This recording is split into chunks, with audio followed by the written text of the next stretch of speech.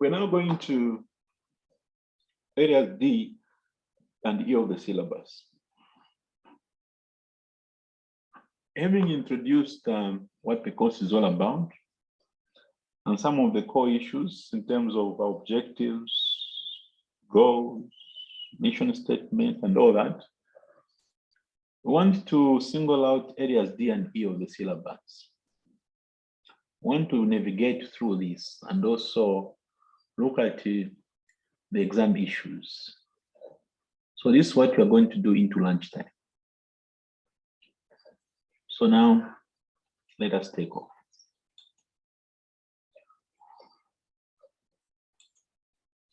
As I've said, when you look at the wording in your syllabus, it sounds a bit heavy. When you look at the wording in your syllabus, it sounds a bit heavy. But I normally summarize it. I combine areas D and E and summarize them.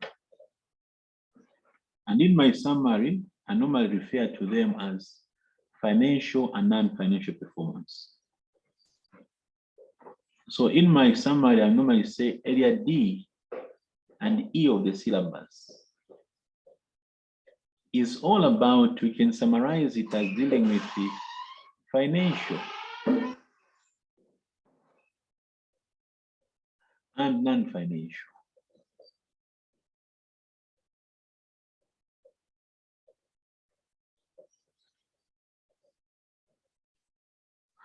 This is the core of our syllabus, really. To me, this is the major area of the syllabus. The other areas just come in to fill up. Let's talk about financial performance.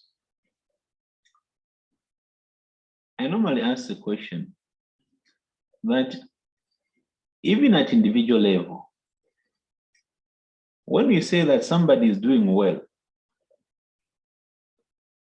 what do we mean? Even at individual level, when we say that that one is doing well, my friends are doing well, that family is doing well, in what terms? I'm sure by and large, you agree with me that we are talking about financial economic performance. That's what we're talking about. So when we talk about performance of the companies in APM, corporate performance, primarily we're referring to financial performance of companies. Primarily we're referring to financial performance of companies.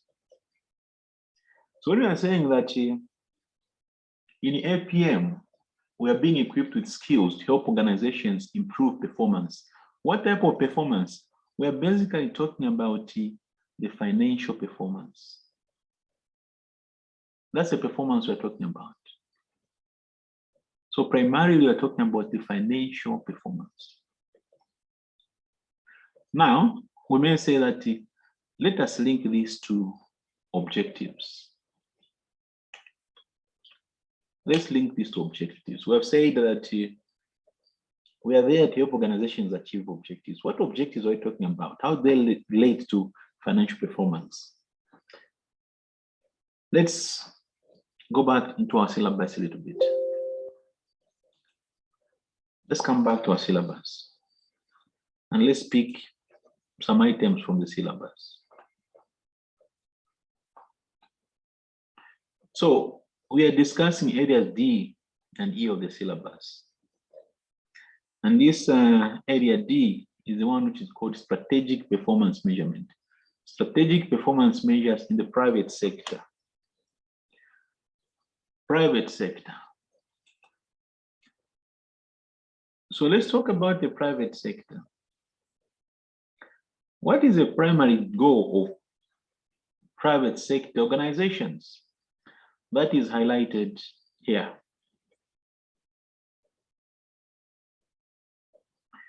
Demonstrate why the primary objective of financial performance should be primarily concerned with the benefit to shareholders. So the primary objectives of organization is financial. And the primary financial objectives relate to the shareholders. Basically, we can say it's a maximization of shareholders' wealth. It's maximization of shareholders' wealth.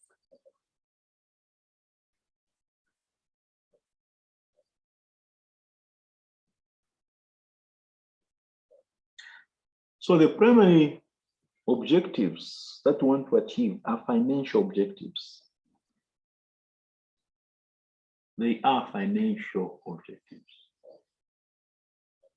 And number one is maximization of shareholders' wealth. So what comes out in this part of the syllabus is financial performance. Financial performance. Maximization of shareholders' wealth.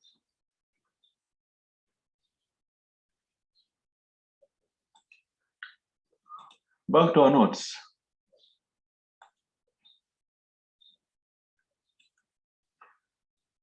Now, under financial performance, what are the examinable items?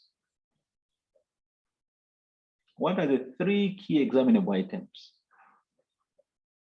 The three key examinable items are ratio analysis.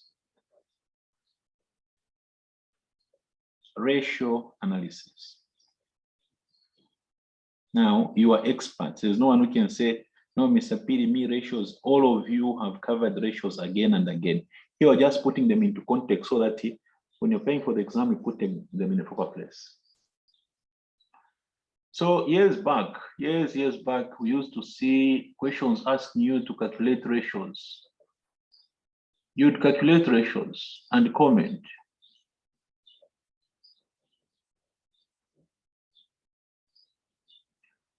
So you would calculate various ratios and comment.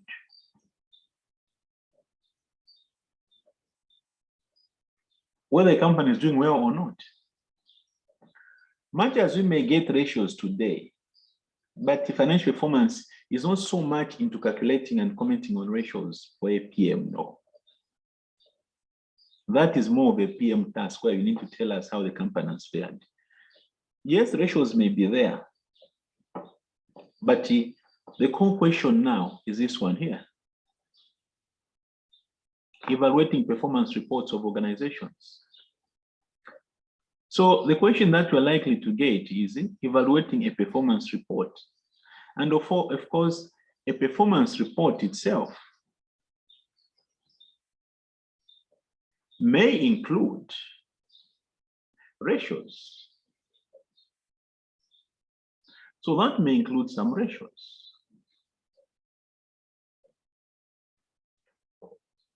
And when you're evaluating a company, you're going to evaluate also the ratios embedded in there.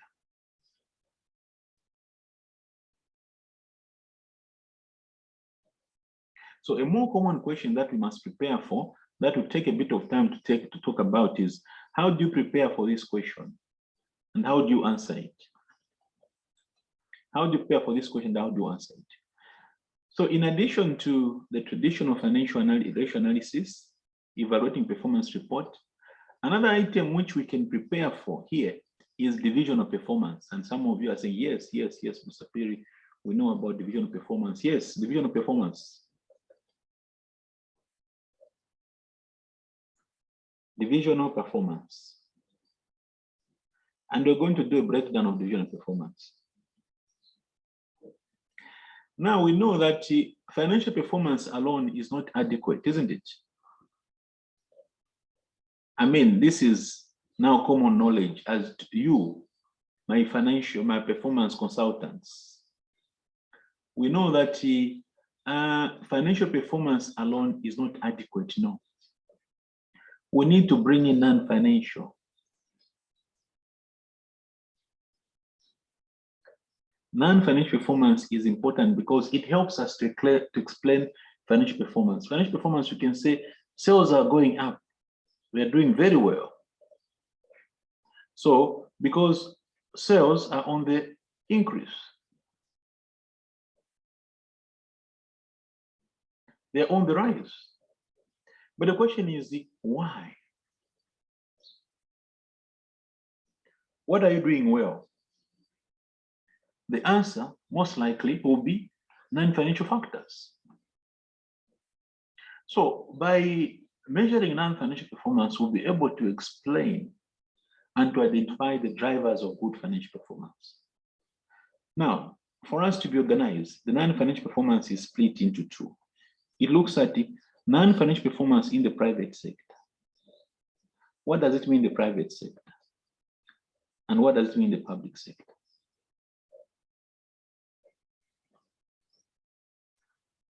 What does non-financial performance mean in private sector organizations? How does it look like? What does it mean for the public sector?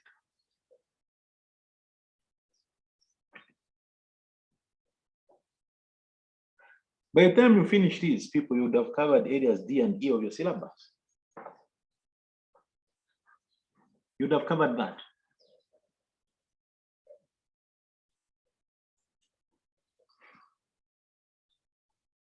So financial performance, as we have indicated,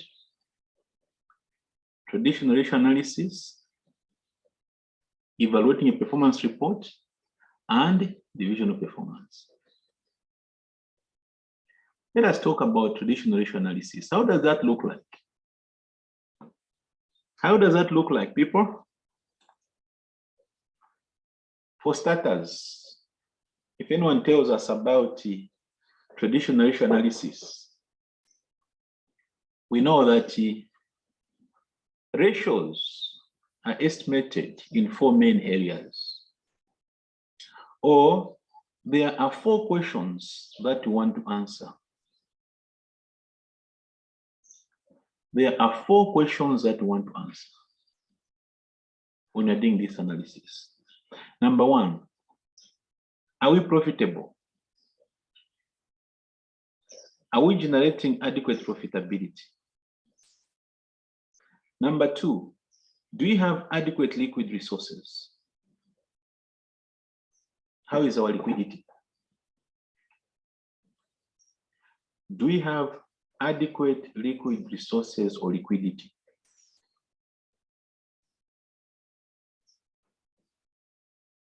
Profitability alone is not enough. We are all in working profit for institutions which are profit making. You know that on paper, your sales can be more than the cost, isn't it? But the bank account, you're struggling. No, the money is with the customers. So that is why that is not adequate. That's not enough. We also need to assess our liquidity. We want to watch our levels of financial risk. We want to watch financial risk because we want to expose our investors to high levels of financial risk. Maximizing the wealth of the shareholders means doing so within the reasonable levels of risk. We come to investor ratios. Investors are very, very important. Investors are very, very important. And we have already identified that the shareholders are important people, and they come into this category. So financial performance primarily is via ratios, and this is the breakdown of our ratios. Let us relate to the syllabus. What does the syllabus say when we are preparing here? What does the syllabus really say about what is expected from us? Let us check out what our syllabus says. Let us check what our syllabus says.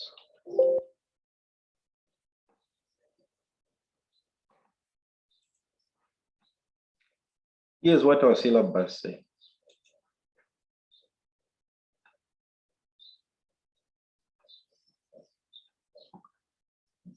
I'll start with the C. Look at the comment on C.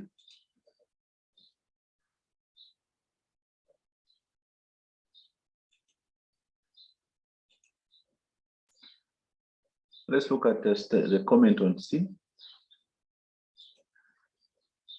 Here we are.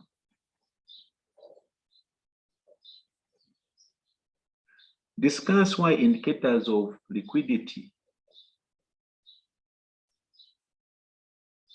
and gearing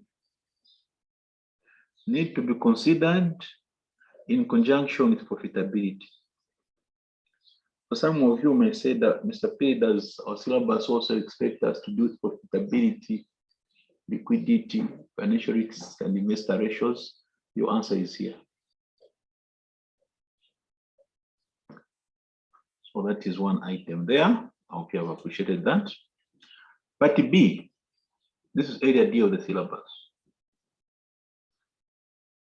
Discuss the appropriateness. You see, your role is not just to calculate, no. You at your level, you must tell us how appropriate that is. And applying different measures of performance or ratios, including, now when they're saying including, not only limited to these, no. That expression including means everything else that we know. For instance, all the ratios in liquidity, in profitability, and in gearing, all those. But specifically in your list, you must include the following: gross profit and operating profit. You must include this. Gross, you must include that. ROI, you must include that. EPS, you must include that. EBITDA, RI, NPV, IRI, MIRI, and EVA. So we're saying that we must include this. So once you do your traditional analysis of ratios, once you study those, make sure that on the list also you do what? You include these. That's what it means, huh? So must include these two.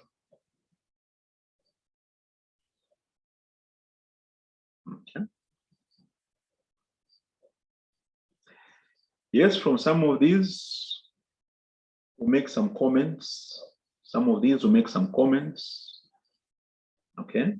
In one of the recent papers, the examiners, not recent, now 2017, the examiner dealt with EBITDA, earnings before interest, tax, depreciation, and amortization. A performance indicator which is very close to cash flow, but it's not a cash flow per se. But it helps us to appraise the company based on variables which are controllable.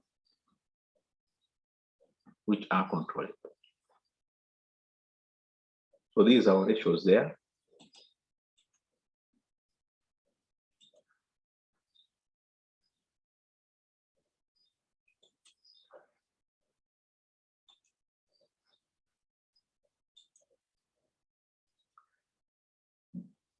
After we have calculated those ratios, what do we do with those ratios? We need to use them now. One of the techniques that we can use is benchmarking. Those ratios can be used for benchmarking. We can benchmark two entities using ratios. So I normally argue that you can cover benchmarking when you're looking at ratios. At the point when you are talking about ratios, it's the right time to talk about benchmarking. Because we can use the ratios for benchmarking purposes.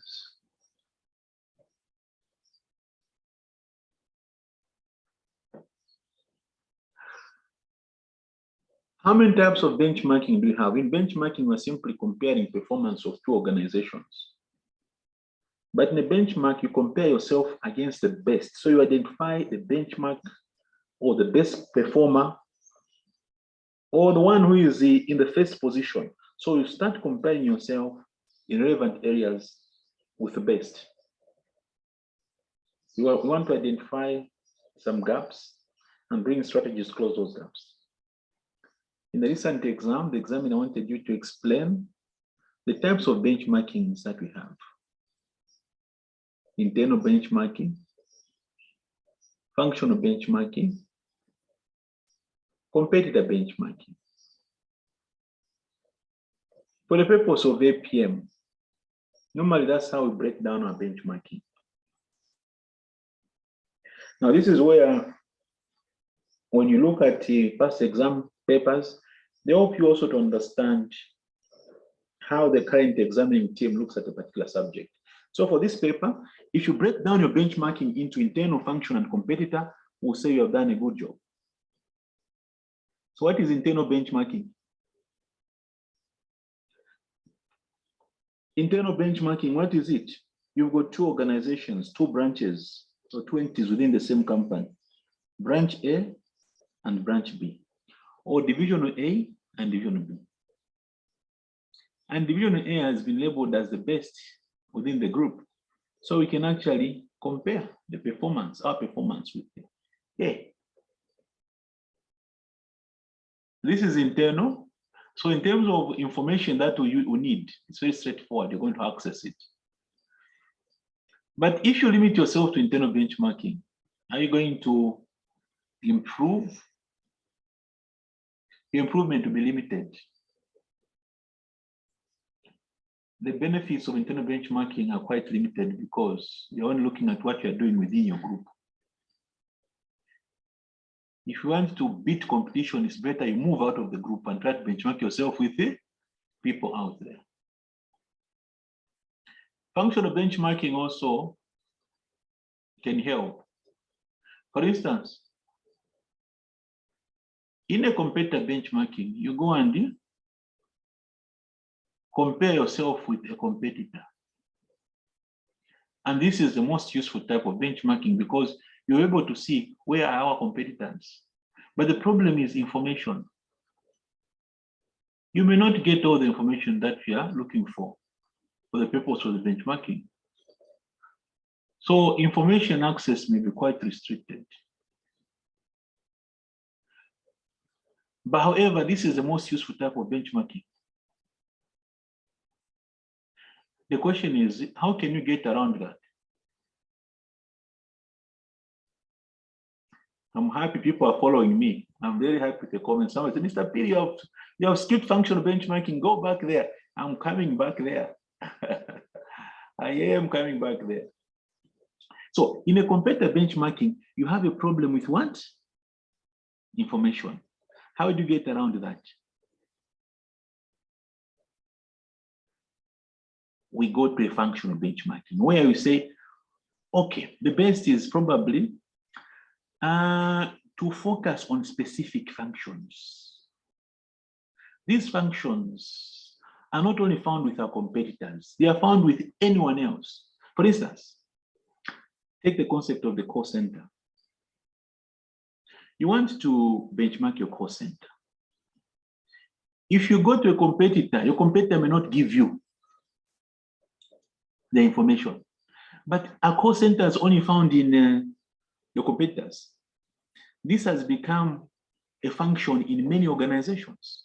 So you can pick that particular function of the call center and go to any organization in any industry and sit down with them and do a benchmarking exercise and try to see how they are running their call center, why they are performing very well. Do a comparison in a number of areas and fill up the gaps. So in a benchmarking, in a functional benchmarking, we are looking at comparing a specific function within your organization or process with anyone regardless of the industry. So the issue of somebody withholding information may not arise. No one will hide the information because I'm not your competitor. If after all, I'm one of your suppliers, I'm one of your customers, help me. I'm not competing with you. But what do you think is the problem? You compare yourself with another industry, a different industry. The simple question is, lessons from the other industry. Do you think that lessons from a different industry will be applicable or relevant to you?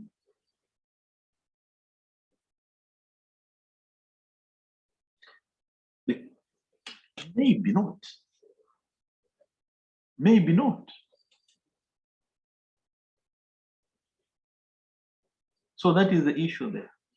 So much as a function of benchmarking will help us get around the issue of people withholding the information, but how relevant are the lessons from there?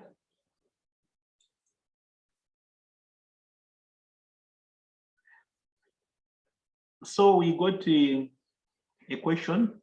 Some of you may say, where is the question? Mr. Piri, you must be showing us these questions. This is a revision. We may not have the time to say we will. Show us what is available now so that we see for ourselves. Well, that's a question which I asked you to, it's the question that I asked you to go through yesterday. That's the question that I'm talking about. So yesterday, those who had visited our WhatsApp page, I'd indicated already, but there was a question I wanted you to look at. Let us review that question together. December 2018. Okay, so here we are. Here we are.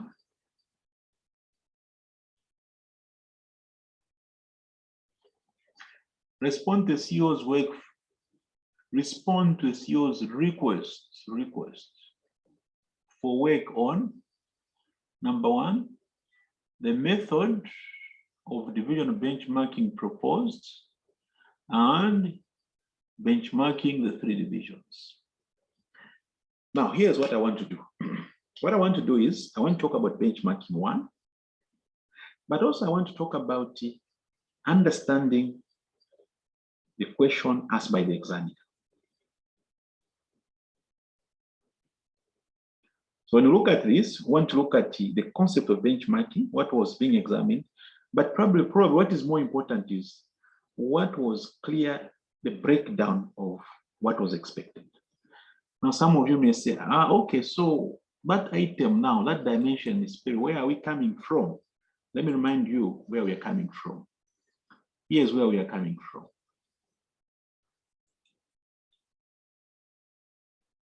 Let me remind you of where we are coming from. Okay? Let's contextualize what I'm going to do now.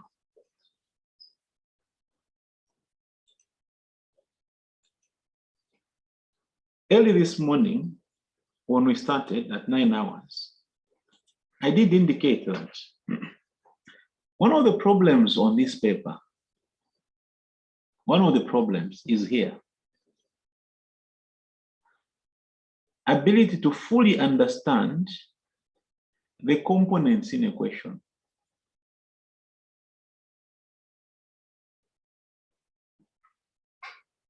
So what are these components in the question?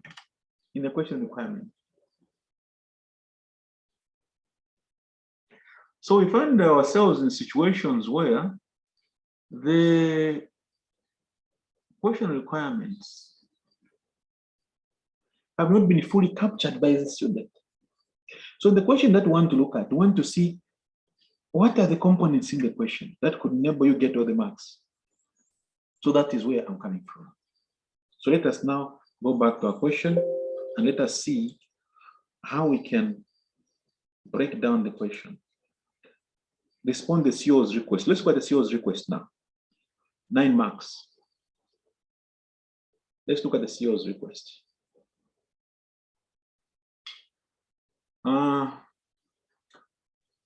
ARA has 3 divisions based in 3 countries of operation, B, T, and V.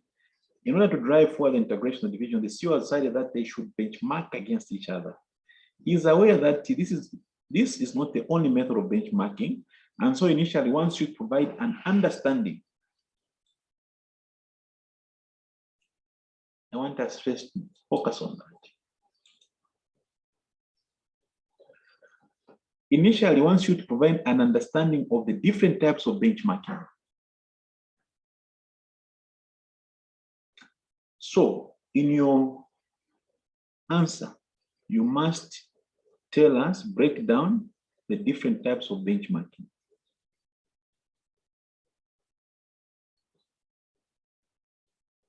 And an evaluation of the usefulness or the proposed type of benchmarking. So first of all, you initially explain, provide your understanding of different types of benchmarking, like the three we spoke about. Then, that's when this one comes in. An evaluation of the usefulness of the proposed type of benchmarking. Now you can clearly see that a benchmarking based on comparing internal divisions is an internal benchmarking. So you need to evaluate the usefulness. What are the advantages and disadvantages of the internal benchmarking which has been proposed? Now, when you do that, very easily you get all your marks. These 9 marks become even more manageable now. They don't look like a lump sum. No, you can now break them down. First, we talk about the different types of benchmarking, probably up to 5 points. Evaluating the proposed benchmarking after identifying it, maybe another 3 to 4 marks. If you just mention the types of benchmarking without evaluating the one being proposed, well, if you have done very well, I'll give you 4 out of 9, 5 out of 9, but you haven't explained everything. And this is where, when you are marking now as a marker, you want all these attended to.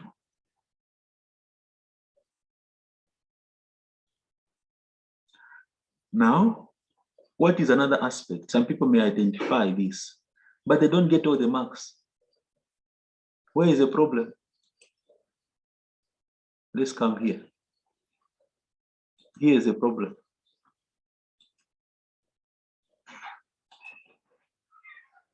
They miss out on this.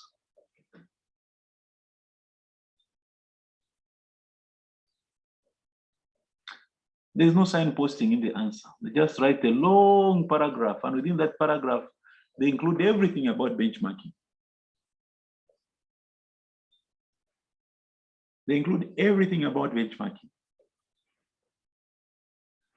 So you've understood the question, but you have been killed by your presentation.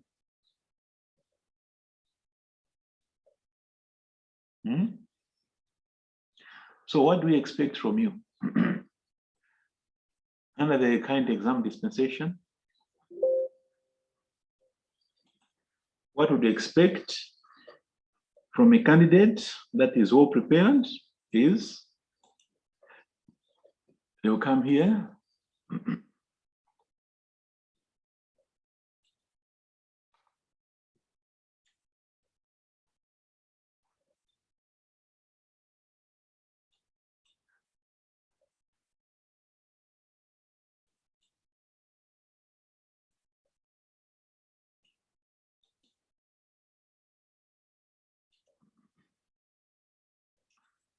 So here the student who is also practicing the issue of their computer skills, employability, the issue of employability.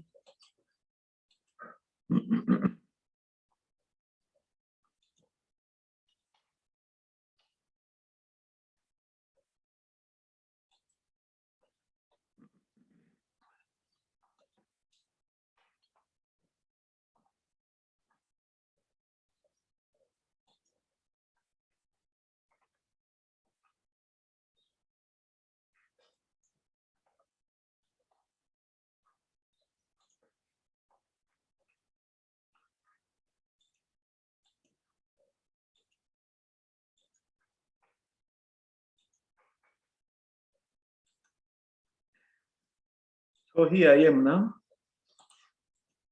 I'm trying to signpost my answer. I'm trying to signpost my answer. So when the marker now comes, when Mr. P is marking and defines, oh, different types of benchmarking. Okay, what are these different types of benchmarking?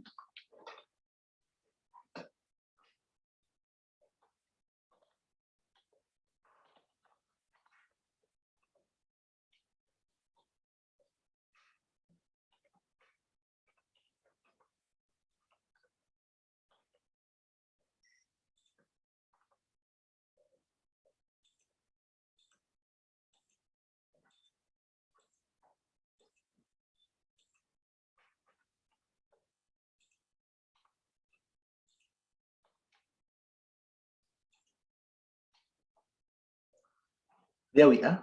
I'm preparing my answer. Now, this is signposting your answer. This answer will be very easy to read. When I'm marking, I'll just go straight to, let me just check there what they have said. Because you have signposted it, you have subheaded it, you have bolded it, you have done everything for me. After that, I say, okay, fine, so I'll evaluate your work. Then I come here, oh, this person has also captured another part of the question, an evaluation of the usefulness of post type of benchmarking. So even if somebody didn't say anything here, you know what? You're giving an impression that you have understood the question. And you won't leave this. Even if you run out of time, you know what? You're going to say something there. You're going to see something there. Okay, you can talk about, say, okay, you identify your benchmarking, it's internal, and you can say, I'm going to say what's the weakness, and also what's the strength.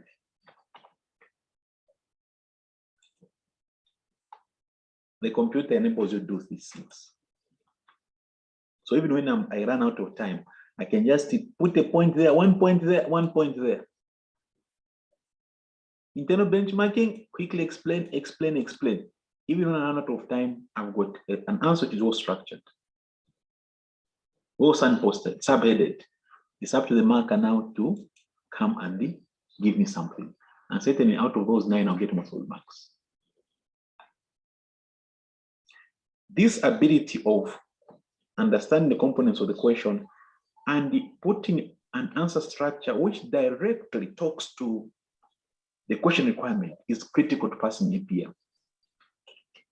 If I find a long paragraph here, well, I'll read it, but the person who has done this would have helped me more.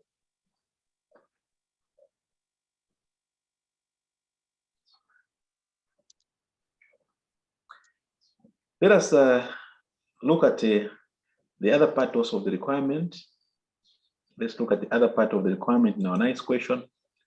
The other part was the benchmarking the 3 divisions. Now, when you look at these marks, they're scary. When I look at marks like this, even myself, I get scared that what am I going to say to get 15 marks? This is too much marks. Will I have enough? You got the question requirement. And time and again, believe you me, you find when you got the question requirement, it's broken down such that these marks are broken down into smaller components. But that comes to you to understand the concept of breaking down the question.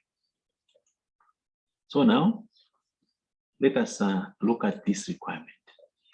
Finally, he has supplied data in Appendix 3 to allow you to complete the benchmarking exercise. Now look at the requirements here. They say you need to complete. So that tells you that, okay, so there's benchmarking somewhere which is incomplete, which was not completed.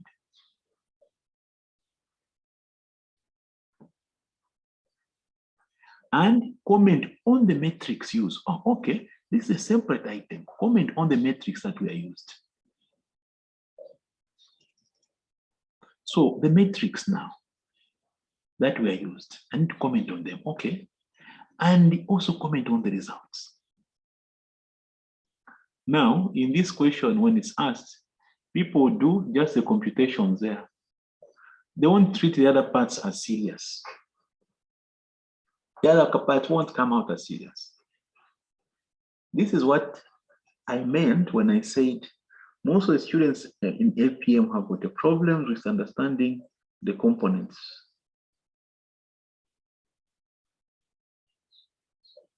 In a requirement,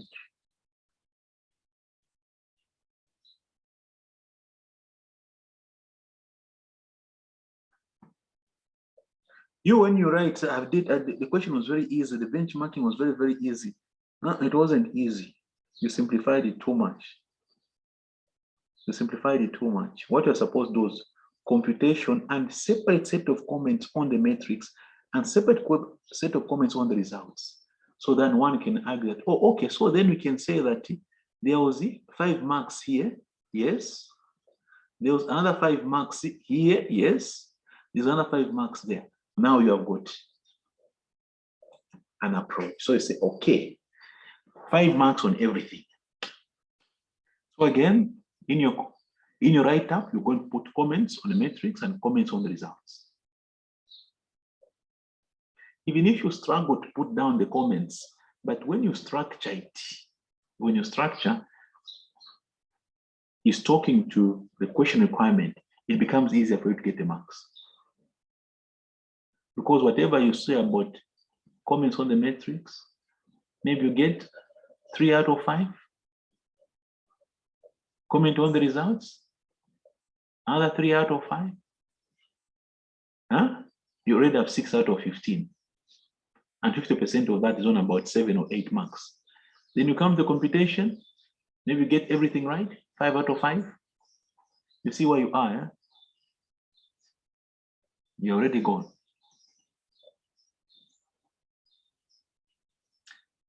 So that is the art of understanding the specific components in the question.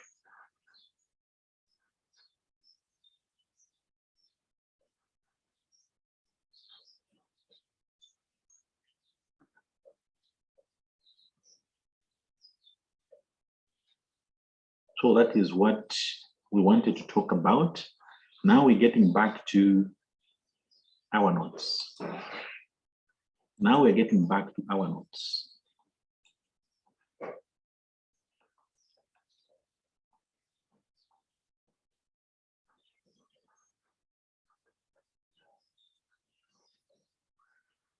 So this is the issue of benchmarking. Okay. In addition to the concept of benchmarking,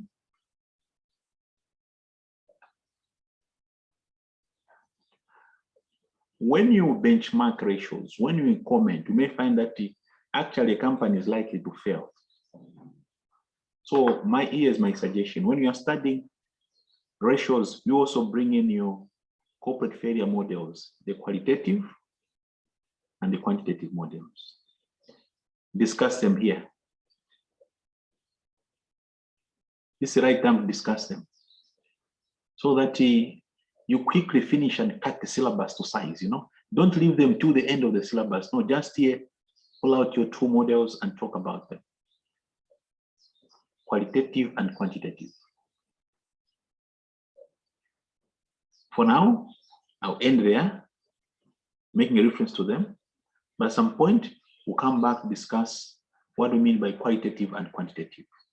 For now, our focus is on the financial performance and what I've called the related areas. These are simply related areas that must be covered when you're looking at the concept of financial performance. Let us start talking about the key item for our discussion today before we go into our lunch break. So before going to our lunch break, let's go into our main item for today. Evaluating a performance report. Evaluating the performance report.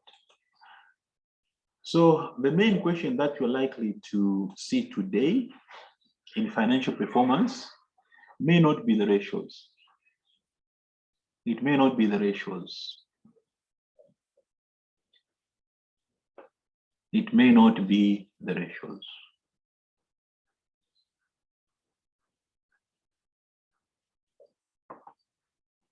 Okay, let me just want to make sure that the recordings are not too long. I just want to make sure that the recordings are not too long. So let me